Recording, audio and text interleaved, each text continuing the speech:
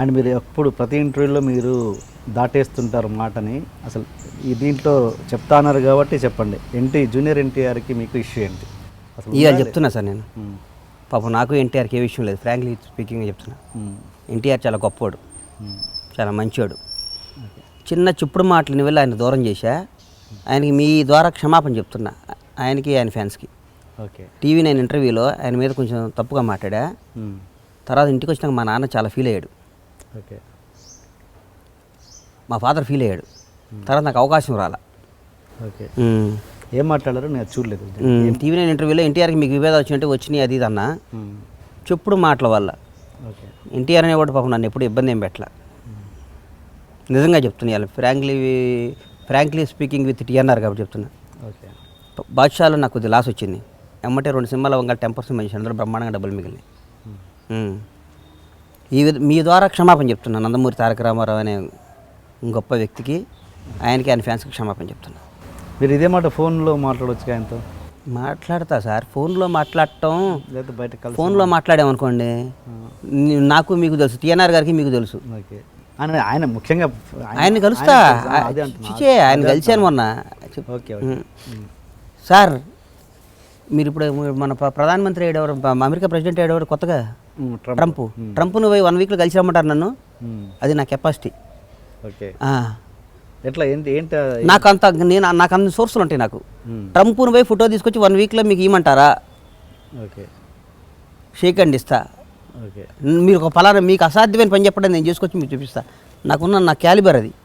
Okay. సరదాగా పెట్టండి next tweet. తప్పకుండా చేస్తా. అని రేపు అమెరికా మీద ట్రంప్తో ఫోటో దిగి ట్వీట్ చేస్తా, బండ్లా గణేష్ విత్ ట్రంప్ అని పెడతా. ఓకే. నా క్యాలిబర్ అదే అని చెప్తా. నేను చెప్పే కదా మీకు ఇందాక, హైదరాబాద్లో మా మీద ఏగవాల సార్ అని చెప్పే కదా. క్యాలిబర్ని ఎవరి వ్యక్తిగత సామర్థ్యాలను ఎవరు తక్కువ అంచనా ఇక్కడ వాళ్ళు వేసుకుంటారు. మీ ఇంటర్వ్యూలో చూసాక ఆయన అడ్డదిడ్డంగా రియల్ ఎస్టేట్ సంపాదించి అని ఒక ఆయన అన్నాడు. ఓకే. జూనియర్ ఆర్టిస్ట్ కంటే ఎక్కువ, క్యారెక్టర్ ఆర్టిస్ట్ కంటే తక్కువ. జాలి వేసింది నాకు. అడ్డదిడ్డంగా నేను చంపాలి, నాకు ఒక హిస్టరీ ఉంది. బండ్లా గణేష్ ఒక చరిత్ర ఉంది.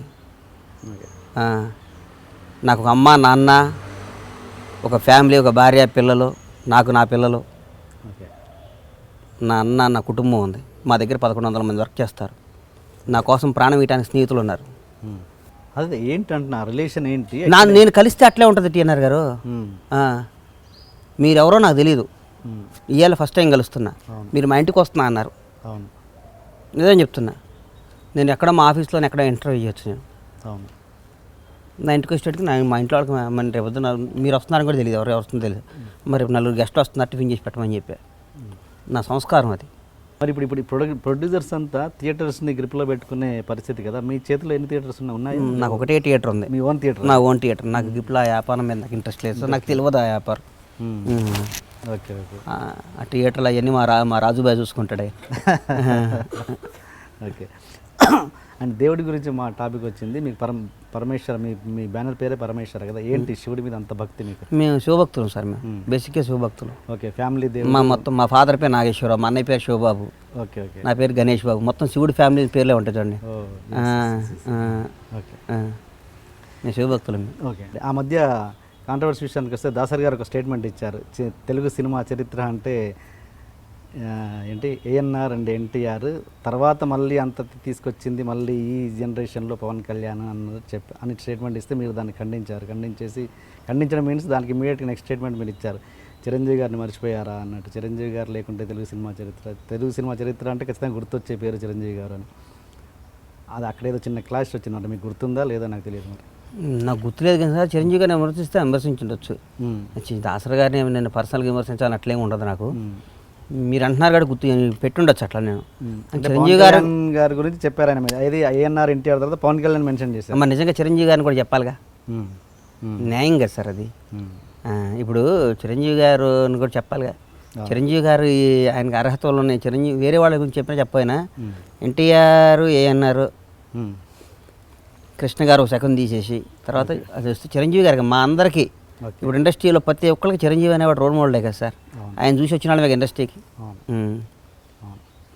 అండ్ ఇంకోటి ఈ ఛానల్స్ సిండికేట్ మీద మీకు ఒక ఇది ఉందా అంటే ప్రతి కొన్ని ఛానల్స్కే మేము యాడ్స్ ఇవ్వాలి ఫలానా ఇప్పుడు కొంతమంది నిర్మాతలు కలిసి ఒక టీమ్గా ఇది చేసేసి ఆ ఛానల్కి మాత్రమే యాడ్స్ ఇవ్వాలి మిగతా వాళ్ళకి ఇవ్వద్దు అనేది ఒక సిండికేట్గా ఏర్పడేదో జరుగుతుంది దాని మీద మీ అభిప్రాయం అంటే సినిమా నిజంగా నాకు నాలెడ్జ్ లేదు సార్. మీరు సినిమా నిర్మాత నిర్మాత అంటే యాడ్ అంటే మరి దాని నిర్మాతకి బెనిఫిట్ అయ్యే కారణాలు ఉంటే నిర్ణయం తీసుకుంటారు కదా సార్. ఇప్పుడు సినిమాలో 10 రూపాయలు మిగిల్చుకోవాలని కదా సినిమా తీసేది.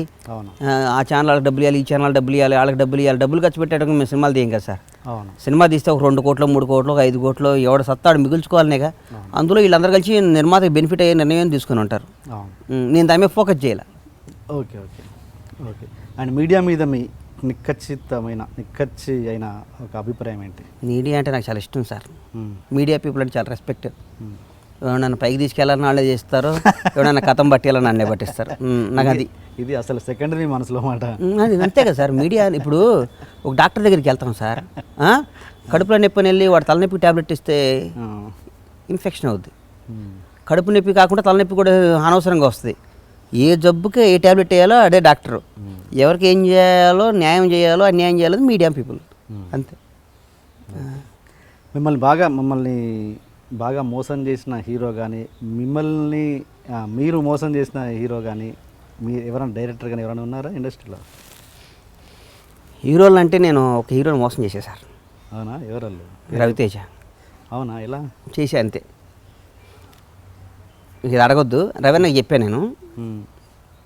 రవీంద్ర తేజని మోసం చేశాను. పేరు చెప్పకుండా చెప్పుంటే బాగుంటుంది. ఇన్సిడెంట్ ఇంపార్టెంట్, వ్యక్తి ఇంపార్టెంట్ కదా నా దృష్టిలో. రవితేజని మోసం చేశా. ఓకే.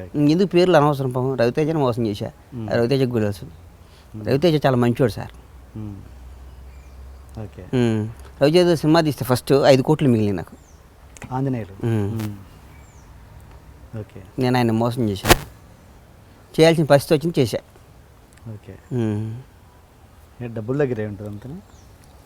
డబ్బుల దగ్గర అంటే డబ్బులు లాంటిది అనుకోండి, ఏదో వ్యాపారంలో ఏదో చేసాం అనుకో. మోసం తెలిసి మోసం చేశా. తెలియకుండా మోసం చేస్తే వేరు. రవీణను మోసం చేస్తున్నా అని తెలిసి తప్పని పరిస్థితిలో మోసం చేశా. ఓకే.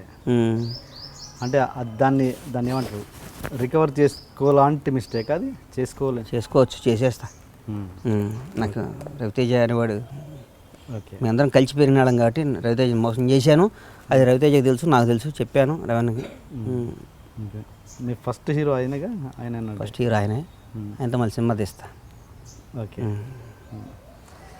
ఓకే. ఆయన మోసం చేసి మీకు ఇంకా పవన్ కళ్యాణ్ కాకుండా ఆయనను పక్కన పెట్టండి, ఆయన మీకు పర్సనల్, ఆయన కాకుండా మీరు ఇష్టపడే నెక్స్ట్ హీరో ఎవరు? నేను అందరు పనిచేసిన హీరోలు అందరూ ఇష్టం నాకు. అందరం ఇండస్ట్రీలో హీరో అనేవాడికి నేను ఒకసారి ఒక ఇంటర్వ్యూలో ఒక స్టేజ్ మీద చెప్పేశాను, హీరో పుట్టక ఒక అదృష్టం సార్. అవును. 100 జన్మలు పుణ్యం చేసుకుంటే హీరో పుట్టక. హీరోలు అందరూ అదృష్టవంతులే. అందరు హీరోలు నేను పని చేశానంటే వాడు నాకు ఇష్టమైన హీరోనే. ఓకే. అండ్ మీ డైరెక్టర్లతో మీ రిలేషన్ ఎలా ఉంది? ఎవరు మీకు బాగా నచ్చిన డైరెక్టర్స్? అది కూడా అందరూ? నాకు నిజంగా బేసిక్గా నేను పనిచేసిన డైరెక్టర్లు అందరిలో ఇప్పుడు ఈ మధ్య కాదు కానీ ముందు అసలు పూరి అంటే నాకు ఇష్టం సార్. ఓకే.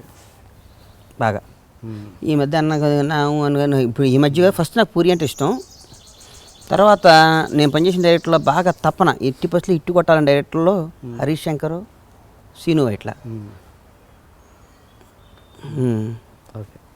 ఏదో విధంగా సినిమా నిదానంగా తీయాలే, సినిమా అంటే ఇష్టం లేకుండా